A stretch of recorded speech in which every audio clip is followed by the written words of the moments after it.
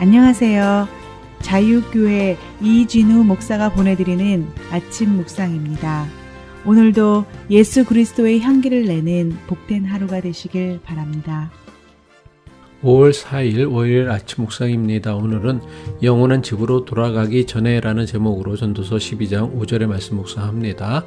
또한 그런 자들은 높은 곳을 두려워할 것이며 길에서는 놀랄 것이며 살구나무가 꽃이 필 것이며 메뚜기도 짐이 될 것이며 정욕이 그치리니 이는 사람이 자기의 영원한 집으로 돌아가고 조문객들이 거리로 왕래하게 됨이니라. 주일을 보내고 새로운 한 주간의 일생을 시작하는 월요일 아침입니다. 말씀 묵상으로 주님과 동행하는 복된 한 주간 되시길 바랍니다.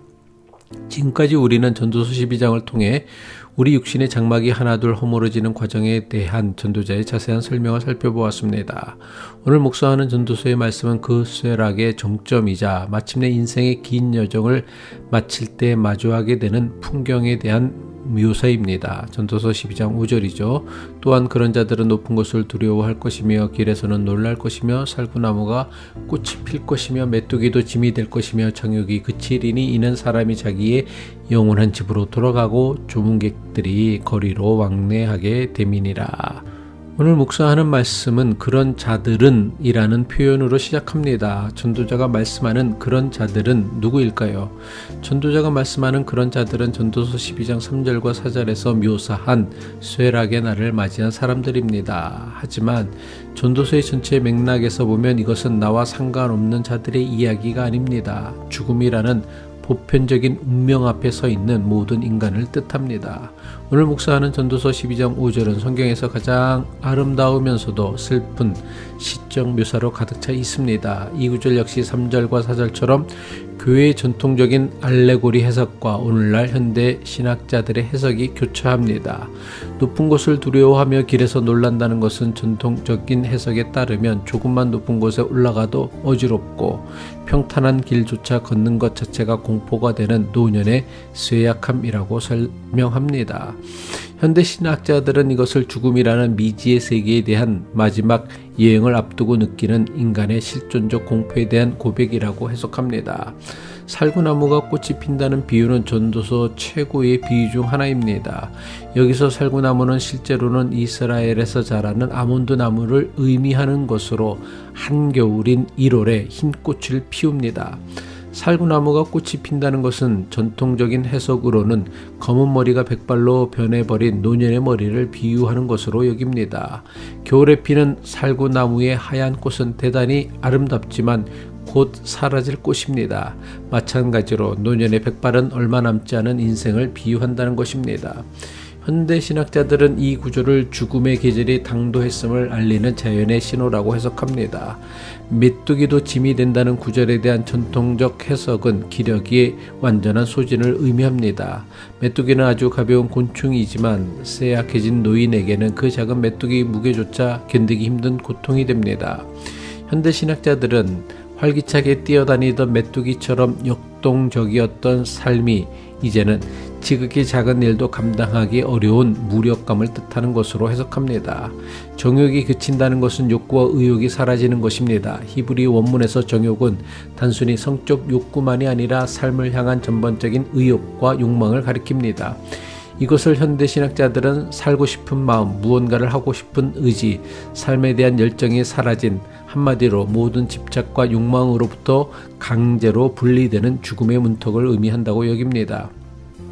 전도자는 이 처절한 쇠락의 끝을 이렇게 설명합니다. 사람이 자기의 영원한 집으로 돌아가고 조문객들이 거리로 왕래하게 됨이니라.